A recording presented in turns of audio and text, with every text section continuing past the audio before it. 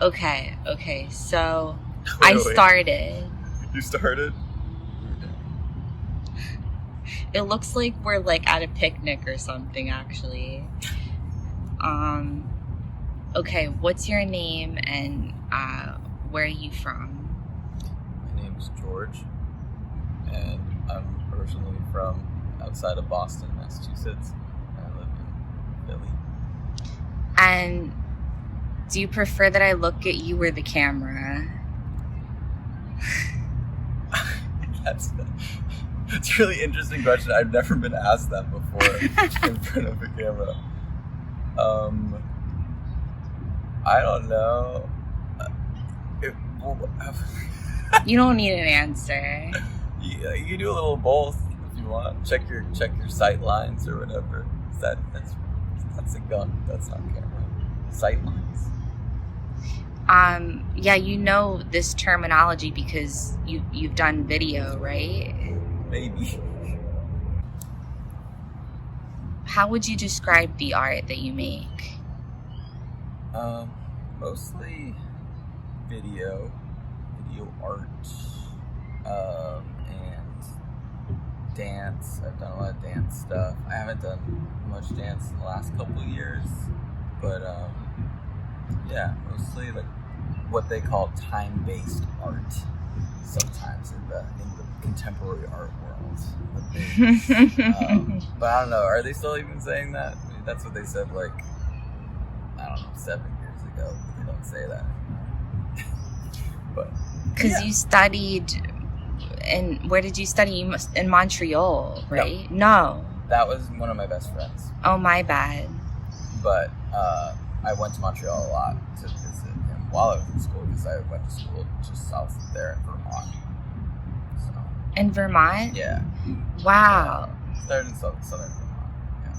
And then I also went to school in Prague for a semester where it was like a film school program. So I had like more of a studio system sort of education there.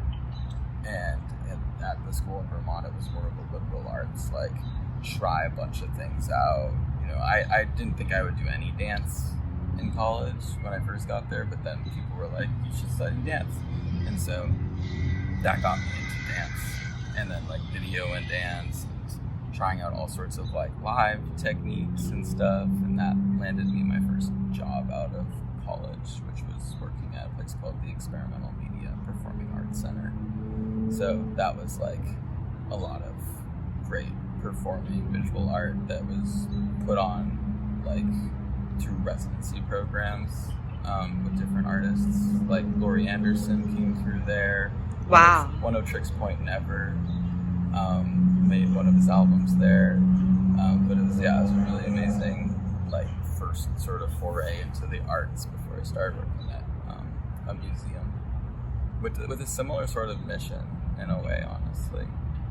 But yeah. So basically you work in an art museum, like administrative positions. Yeah, so like aside from like my practice, I work in admin and I do membership and the annual fund at the Fabric Workshop and Museum in Center City.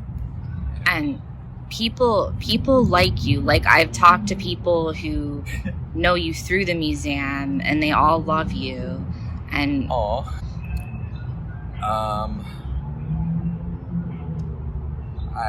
I mean, I'm really open to collaboration, I guess, and I'm always trying to do new stuff and see like how do you like push the envelope in a way. And there's a lot of artists who come through that museum in particular who are like trying out a lot of new things, and that just excites me, I guess. They see me excited, I see them excited. That's just it's part of it. I guess maybe get along. Yeah. When you meet someone new and you don't know anything about them yet, how do you approach the situation? I don't know a lot about them. Like I don't know I've never seen them before in my life, or is it like a friend introducing to me, like a mutual friend or something? Like they're walking around your museum and they might be important.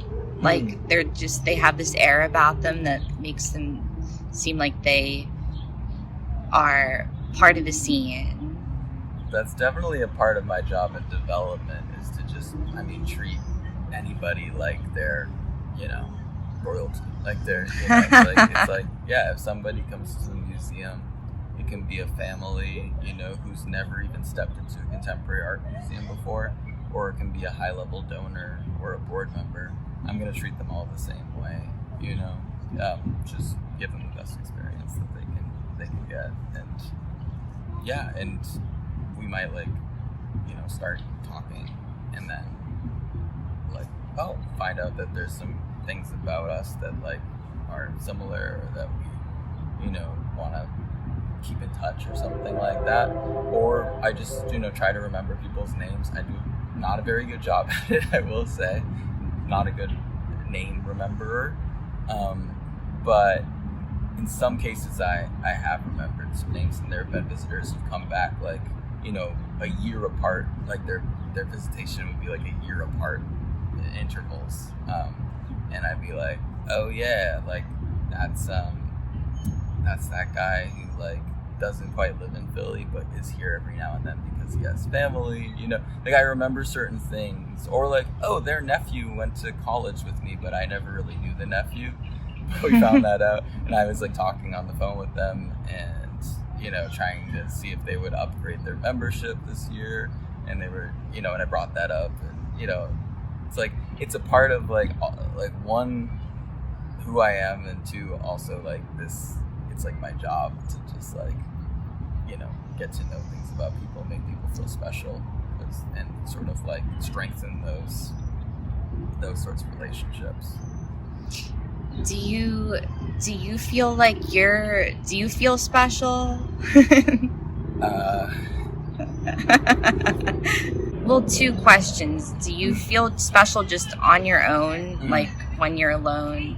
And are there people who make you, well, just that one. Do you feel like you're special without people's influence? Right.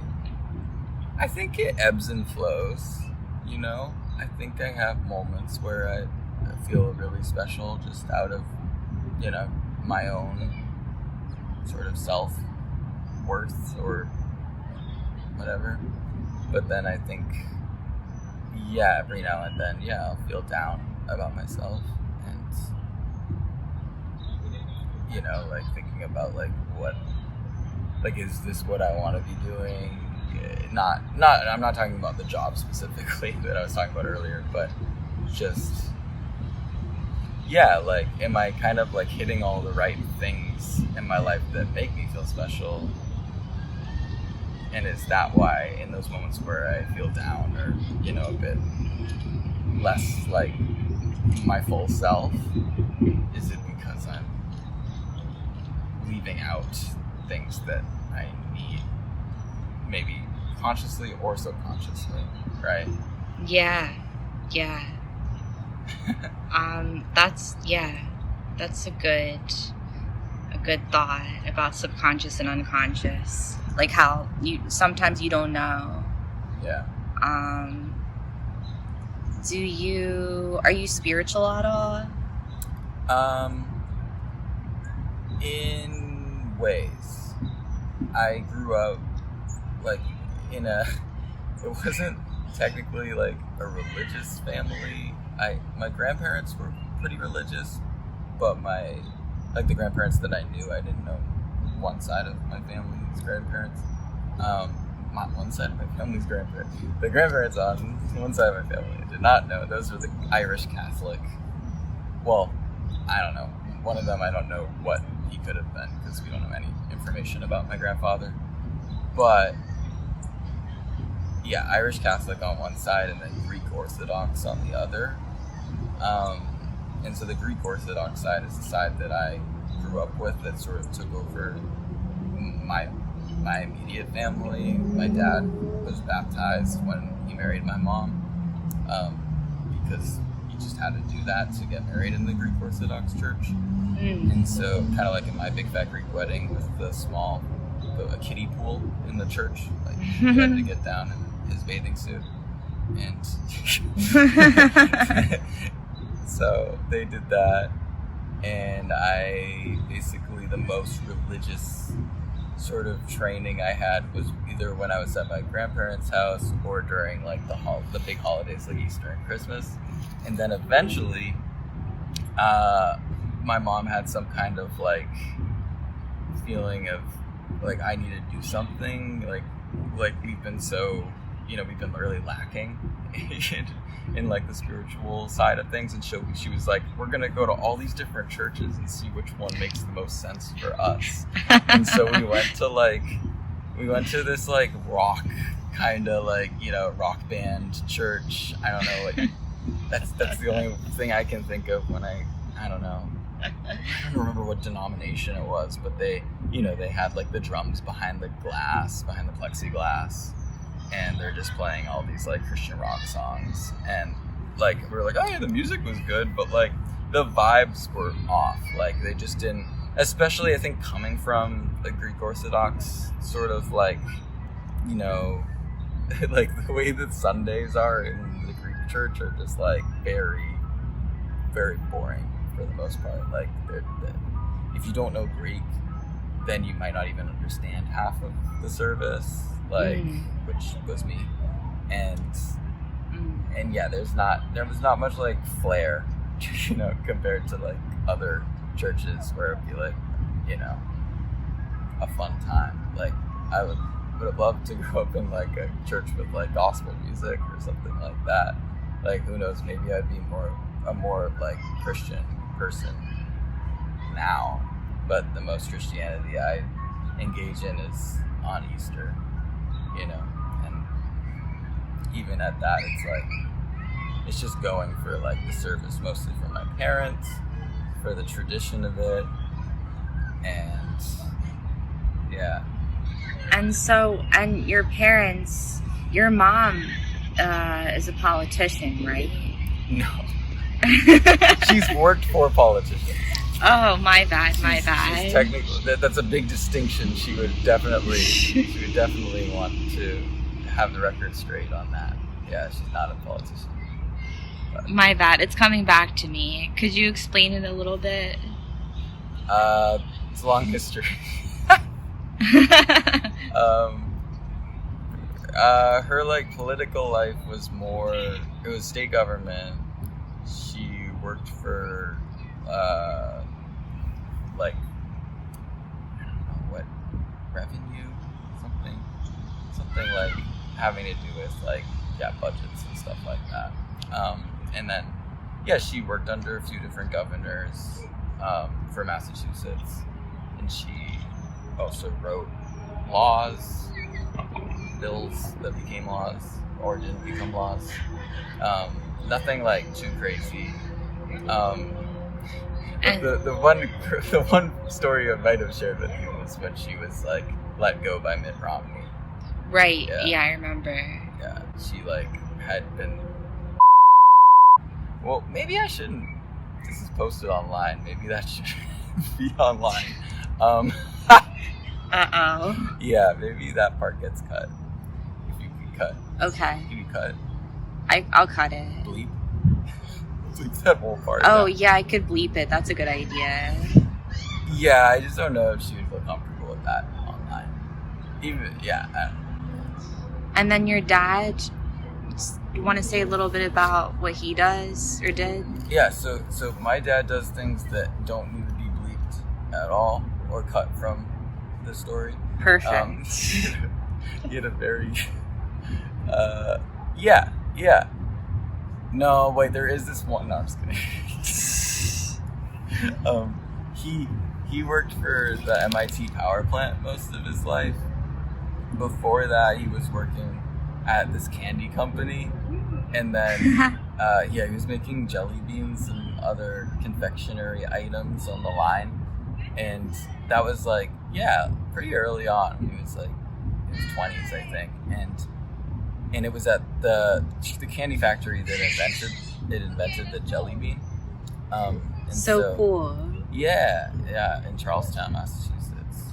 And so he basically was working there and found his way into working at the power plant for the factory and as an engineer.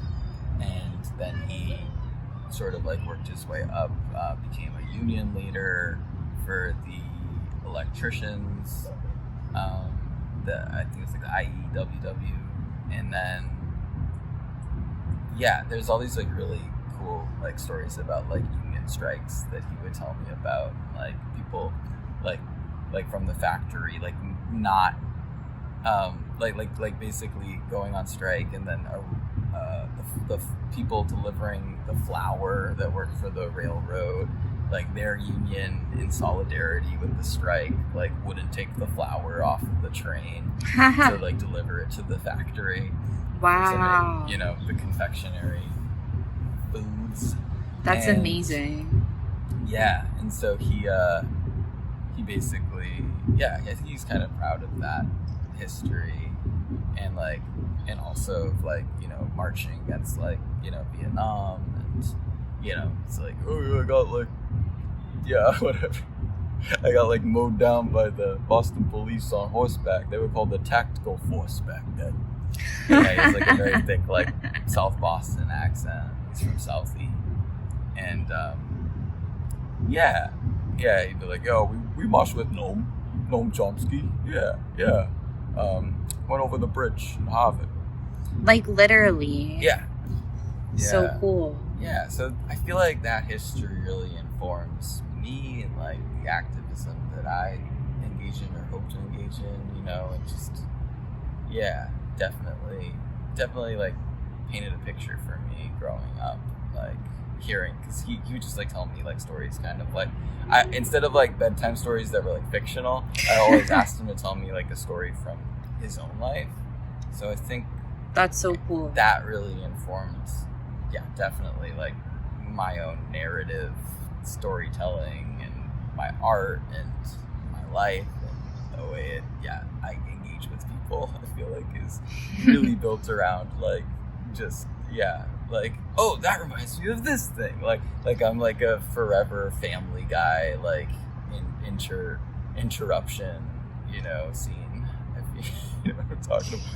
That's like the time when and I hope I'm not as annoying as that, but sometimes I do feel like I'm like, oh my god, I need to like chill, because my brain's just like firing off, synapses are going poof, poof, poof, Well, you did say that if you went back to school, you would study journalism, right? Wow, that's something I guess I did say one time. Maybe you don't like mean Nardwar. it anymore. No. I'm like a what? Nardwar. No, it's just like an interviewer who like knows stuff about people. Who's like, I haven't even thought about that in a minute myself. You don't mean it anymore, or what? Huh? Would you still do that, or do you take it back? I'm definitely on the fence with it. There's things that I enjoy about it that I feel like I would enjoy about it. I mean, I've never actually done it, really. I put together like a magazine, like that was with like different friends or friends of friends, like writing personal essays, sort of stories, and those things excited me, like editing that and like talking them through their work and just like getting it to look good. Your magazine sold out, didn't it? It did, and then I made more and sold a few more, and then I have a lot more left that I haven't like tried to sell. That happens. I got a backlog. Yeah, kind of like your books. Yeah. Which I still need the blue one. Still need the second book. Oh my god. Okay. I'll remember. Should have reminded you this time. But yeah, I think I was trying to figure out like what it was I liked, about writing and about like compiling stories, you know, and like archives. I feel like those are all things that like I'm interested in. But yeah, journalism can take so many different, there's be so many routes to it. But right now I think I'm more interested in compiling things from others in a closer to like the magazine or a literary journal. But that doesn't mean that can't change, you know.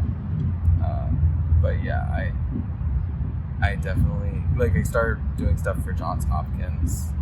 They have this, like, they call it a medical humanities journal, and that's basically like, it's kind of like a literary journal, but like more, you know, like medical humanities. It's like, yeah, it's like it has that medical sort of background to a lot of the like the themes in the journal, like whether it be like fiction, nonfiction, poetry, visual art.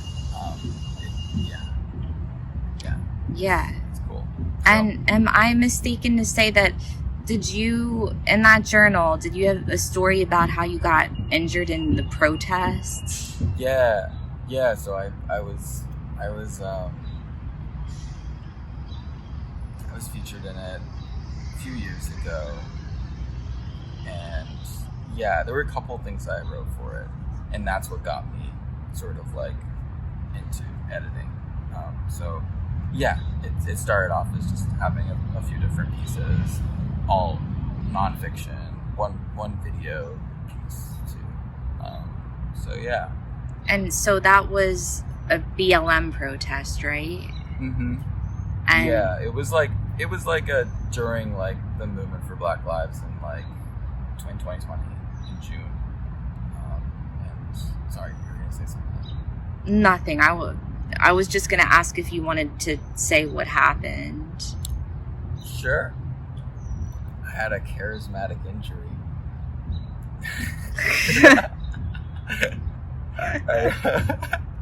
Yeah, I can talk about it. I was hiking. I was hiking with a friend. No, I was basically on this march, and we ended up veering off into the interstate, or not interstate. The interstate? Maybe Expressway. It's just an expressway. Yeah. Okay. Yeah, 676 expressway. And we kept walking down for like a couple blocks, and everybody was it was great. Like, people were like throwing their fists up out the window of their cars, beeping their horns, and, you know, solidarity with us, and getting up on top of their cars. Like, you know, I didn't see anybody who was like, you know, cussing anyone out or like looking like they were like really mad at us for like tying up their, you know, schedule or work, whatever. So it was very sudden when everyone started running in the opposite direction. It was like a stampede of like hundreds of people. Wow. And my friend and I went on top of this grassy knoll.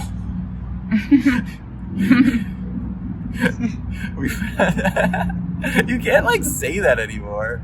Like, Lee Harvey Oswald, well, he didn't, but purportedly he ruined that term.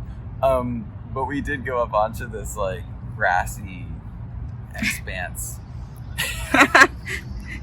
Like where we're at right now? Like where we're at right now. It was like a triangle shape or something. Or was it triangle? Or was it more trapezoidal? Anyway, there was a fence, a big iron fence, like 10 feet tall, between that. You hear like all these people cheering. I heard that. Maybe it's a wedding down there. There's a lot going on here. Yeah, but we basically like got a good look at everything, and we saw that there's a state trooper and some, you know, sort of SWAT gear looking fellas with guns, and they got like a pepper spray and mace. They're just spraying people who are, you know, just in like the front with signs and stuff. People are putting their signs down on the median strip as like sort of an offering, which was really interesting. I just remember seeing that as like sort of, it's like, kind of like a peace offering. Like here, we'll put our sign here on the media strip. Like we're not holding anything, no weapons, nothing. Like we just come as we are, and that still wasn't enough to stop them from, shooting these bounce bullets into the crowd. I call them bounce bullets. I don't think anyone else does. Like, you mean rubber bullets? I think that, like, calling them rubber bullets, like, really sort of, like, it doesn't, like, speak to the actual harm that they can do. Like, they can kill people. They have killed people many, many times over the course of history. And it's like, yeah, calling them rubber bullets just makes it seem like, oh, they're just like throwing dodgeballs at people, like little mini dodgeballs. But it's like not the case at all. It's like they're meant to bounce in their training, that they do with the Israeli army. No, but they do with like, just generally, the Israeli army definitely is saying, don't bounce them, probably.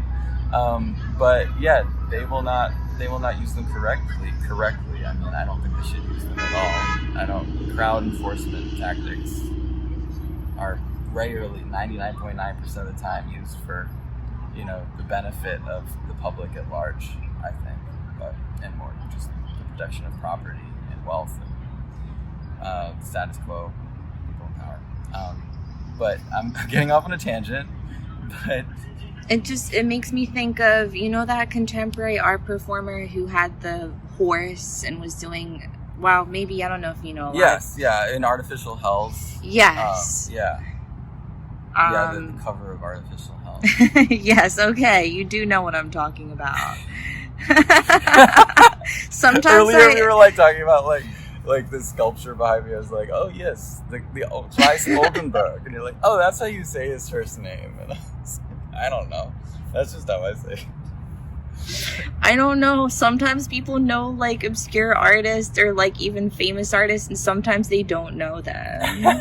So I don't honestly know. I like, what's funny is like this is like a test to like me forgetting names. Is like, I swear I just read that person's name like less than a month ago for some reason, and I can't even remember it now. Is it like Sophia something Guerrera or something like that? Sounds familiar. Sounds like it could be that. Anyway. But anyway. Yeah, like the corralling, the sort of like kettling that they do to protesters. That's what they were doing to us along this fence enclosure that's blocking the highway from the Benjamin Franklin Parkway, which is like a park-like route. And so, which is right there. Very close.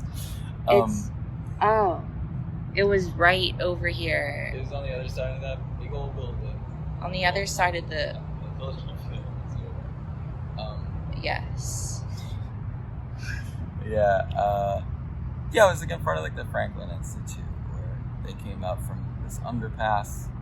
It was hundreds, it was so many police officers just decked out in riot gear. But it was only a few that, engaged us at first. And then little by little, it got to a point where it was so insidious, the way that we started like noticing like our eyes itching and then tearing up, and our noses, our mouths, our throats started feeling hoarse, and then you start to realize, oh, you're being tear gassed. It's like, wow. So you didn't realize at first? I didn't see a canister. I didn't see anything. It just happened. And then of course people started like screaming and running in the direction of the fence to try to get over it, because whatever it was, wherever it was, we could tell something was going on the highway itself. And so we were like, let's get off the highway, And we ran to the fence and we started helping people over. My friend and I and a bunch of other people were just basically lining up along the fence and taking people's shoes and hoisting them over so that they can get a footing on it, because there's no kind of like horizontal bars to like really get your feet onto. Once you're really up there. So yeah, that was what we did, and people around us are just like coughing up blood and like coughing up blood. Yeah. From the tear gas. Mm-hmm. Yeah, and throwing up, and I mean I don't know. People were shot with the bounce bullets too, so that might have also been a part of it. Like someone got a tear gas canister shot into their forehead, and they had a scar. I think it's still there. It was there like months after the fact, and it was it's just like the shape is like a circle basically on their forehead. It'll just always be there. It's a constant reminder.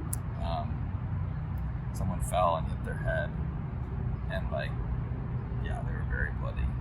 And what happened with me was that someone fell from the fence down, who may have been the person I was holding up to try to get over, like who just couldn't get their footing and get over the fence, and they just fell. And their entire, or it could have been somebody else. We were just so closely packed together, and the way it happened, it was very quick. Like all I remember was just like kind of like a body, and then it was just all black, and then my head and my shoulder, I felt that impact, and my shoulder dislocated, my left shoulder. So did you pass out? Yeah, and so I woke up yards away from the fence, just because it was a hill. I had fallen, and people noticed that I had been hurt, and they grabbed me and were get them to the top, and they helped me over to the fence, and a few people lifted me up to the top, and as I'm there on the top, my shoulder's out of its socket, and I'm just looking up at this helicopter that's just screeching this loud noise, just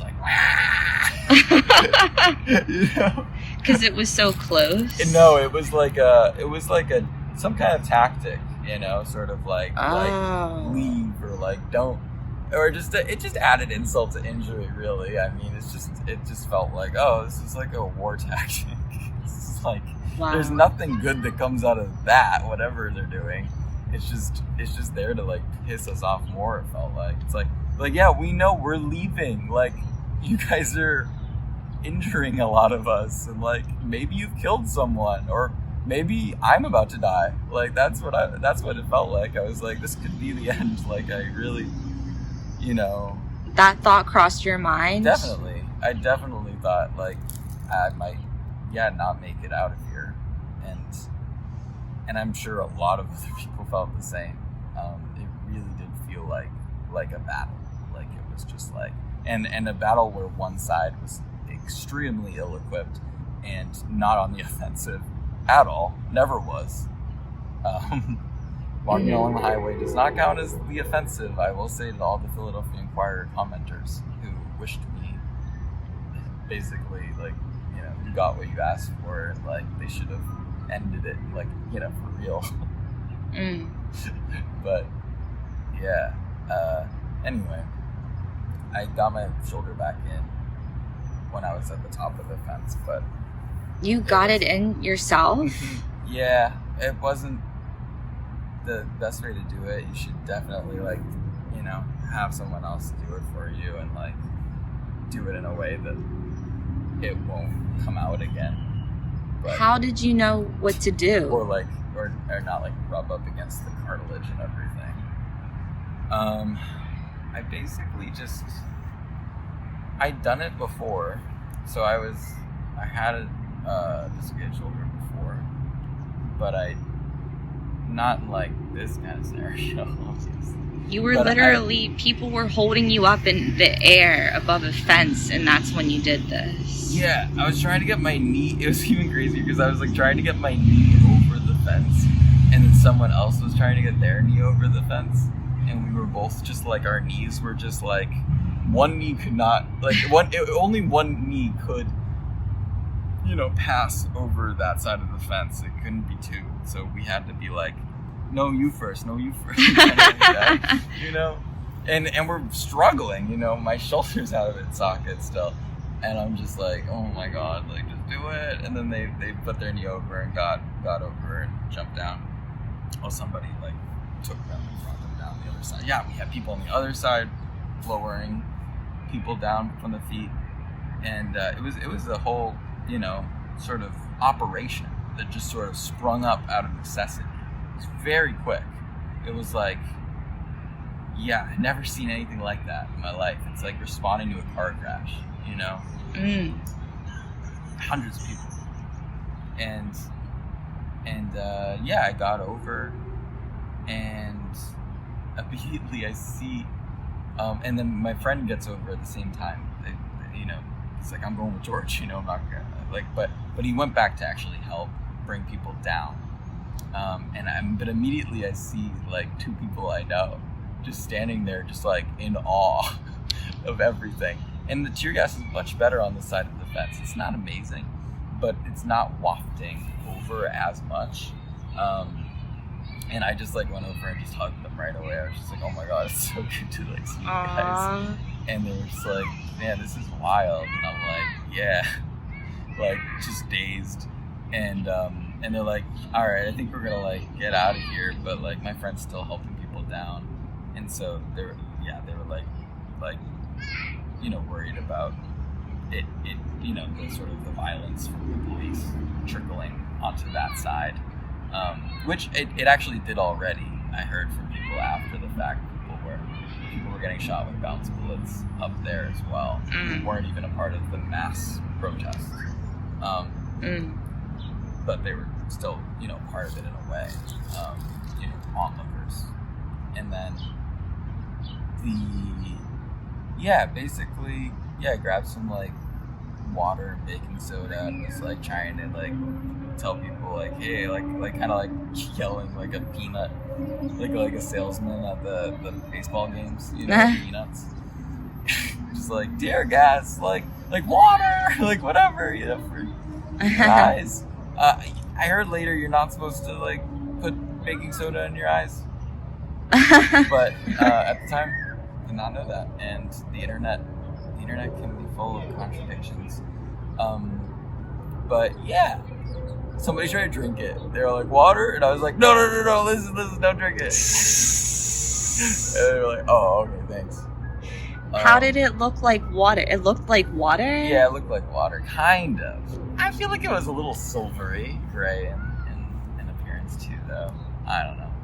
Were you emotionally traumatized by this? I was pretty messed up for a little bit. I had panic attacks waking up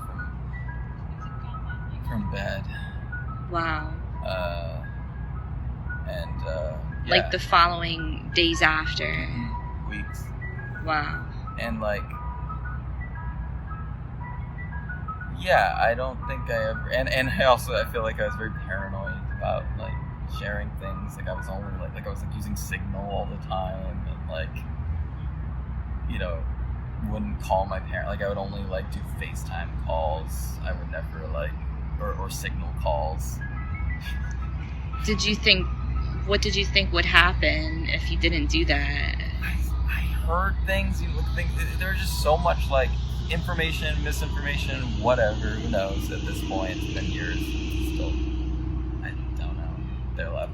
Maybe there'll be more histories on this that people will write, but at the moment, I mean, I know that like there's actually a Princeton student, a doctoral student in Princeton who's writing something now who interviewed me. Cool. And that was really great. And I think, yeah, it'll be cool to like hear more of the stories. Yeah.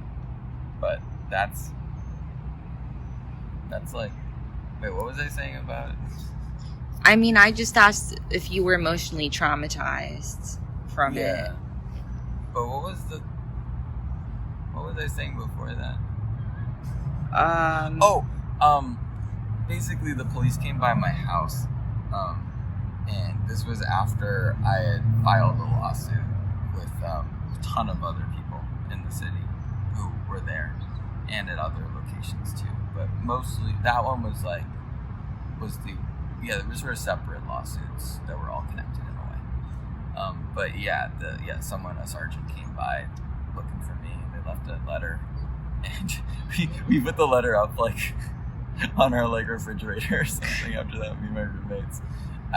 What does it say? It was basically just like, hey, we'd love to talk to you about like, this thing and that happened, your connection to this thing. And I told my lawyers, and they were like, they should not be doing that. They should not be approaching you without first alerting us or going through us. Like, that is extremely, it's just like, if that ever happens again, let us know. And I was like, oh, yeah, sure. Okay. Did it freak you out that they came? Definitely. It was really weird, like, having a letter, like, slipped under my door. So you were... Really strange. Were you home? I wasn't home when the cop... Well, maybe. I lived on the 3rd floor. I think I came home and saw the letter, but maybe my roommates were home. I don't remember, but yeah, I didn't hear any knocks, or we didn't have like a bell that worked, so. But they probably wanted to just, see me in person if they could. But it's tough to see people in person in these, sort of segmented West Philly apartments, like in Victorians, old ass Victorians. Yeah. That's something else. Wow. That's something else. Yeah. Yeah, so I got my settlement last year. You got financial settlement. Mm-hmm. And then... Congratulations. Thanks. Yeah. Was it what you wanted? Like, was it like a satisfactory amount? It was, yes, it's definitely like, I'll take whatever they get me. There was a big cut that the lawyers take. 30-something%. Was it like split evenly among you and a bunch of other people? No, so it's not a class action technically. It's like a civil action. It's basically like everyone gets whatever damages, apply to them. So okay. I was like, when we first like submitted it, I was like number 4 on the most, damages, like most injured. Number 4 no most way. Injured. No, but it was like, it was funny because like there were people probably who were more injured who just never, joined the lawsuit. I bet, who just didn't want to or feel like it was necessary or wanted to kind of be done with it. I had to go to court. I had to go to a hearing. Oh, I did a hearing for the city council too. That's intense. Yeah. Yeah, it's really funny. There's another thing I could say, but I don't think I should say. I'll tell you later. That's interesting. Yeah. But yeah, it was an intense process, and I cried a lot, and it still doesn't feel like it's like about me at the end of the day. It's like I wasn't there for me. I was there for like George Floyd and Breonna Taylor and Tony McDade. No one remembers Tony McDade because he's trans. And just like I don't know. This is not like a thing that's like I people feel bad for me and everything, but it's like man, I'm still alive, and I'm not like the population that is most affected by police violence. I may have been affected by police violence because I was standing up for that population, and of course there's a lot wrong with that, and that's why I sued, and that's why I wanted to keep making it into a news story. But it's just upsetting to me that like it doesn't feel like much has changed outside of monetary payouts and a few sort of reforms that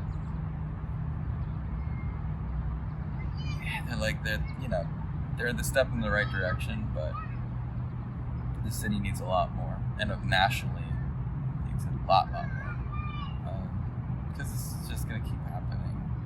It's like, I just remember, from when I was in high school.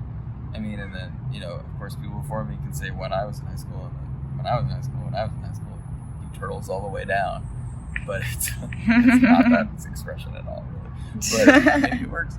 And I feel like, like every 3 years or so, it would just be like the same story. It was just like, it's like, okay, and then we'll have Ferguson, and then Obama will shut that down. And then 3 years later, we'll have 2 men killed on video there. I don't know. What did your dad have to say about what happened? My dad? Because he has a history of doing activism. Oh, yeah.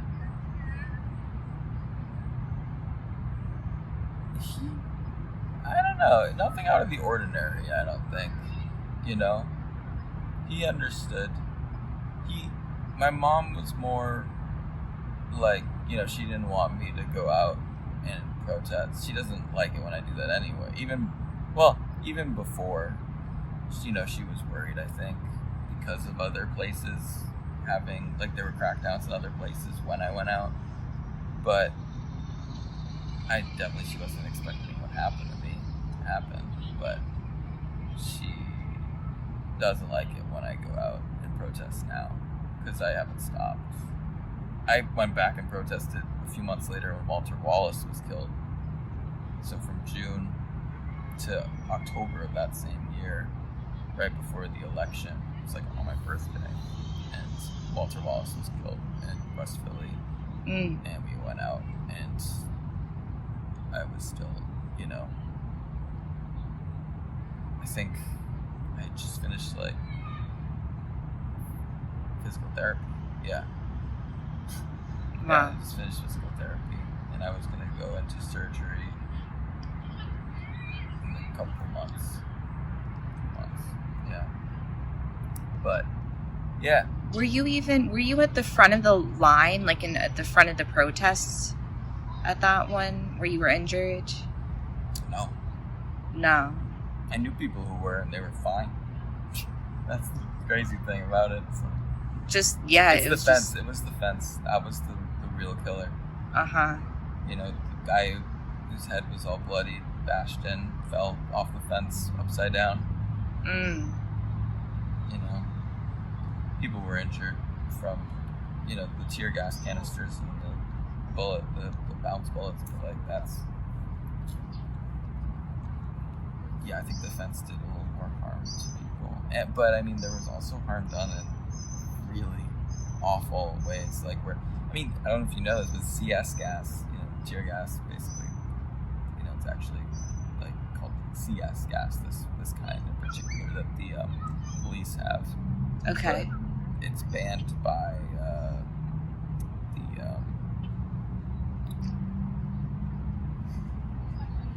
somebody. I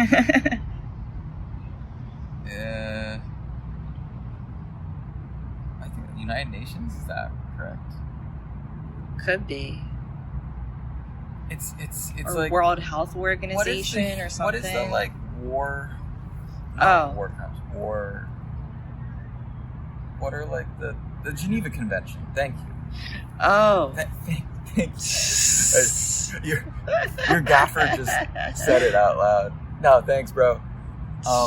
And can I get a little light right here? I'm getting, like, raccoon eyes. That's what they call it in the biz.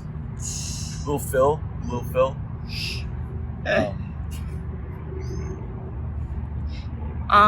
Sorry. Or were you going to say something else? Yes, gas. It's banned by the Geneva Convention. And somebody was on a city council hearing with me, and she was trying to have a baby with her partner. Oh my God.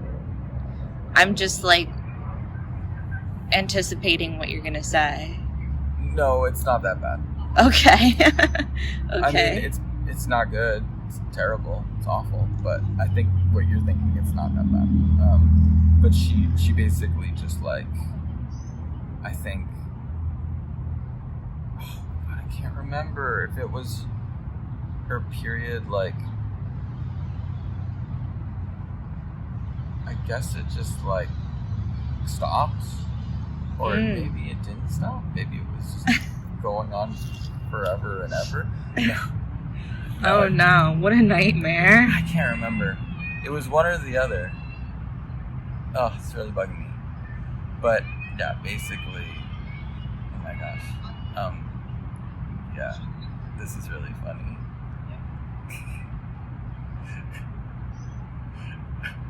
So, well, we have 4.5 minutes left, or 6.5 minutes left. Just to let you know. Okay. But yeah, she couldn't have the baby, basically. Like, they were having so much trouble, and it was definitely as a result of the CS gas. Yeah, she was very, very emotionally distraught on the hearing. It was really, really awful, really sad. How long? So it probably had been like months since it happened at that point. Yeah. It had been a couple months. Well, back to you. I got distracted because I saw somebody who I interviewed for a job. But it's funny while I'm doing this. Yeah, wow. Yeah, see, you know everyone, like, in this art community. I ended up kind of turning it down. I'm gonna pan around. No. Yeah, my bad. No! I just wanted to show how busy it was. Oh, yeah. Kayla. Okay, come here. Is there anything else, like, about yourself that, I don't know, you feel is... What's something about yourself that you feel is, like, unresolved that you're figuring out right now? Is it going on the internet? Okay. If you don't want to answer that, you don't have to.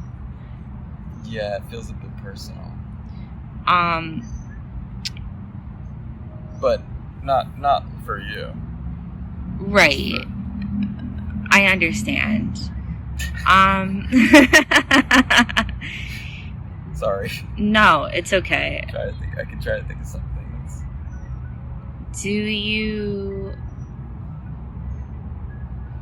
What are you gonna do next? Say you quit your job. What do you think you're gonna do next? Not saying that you're going to, but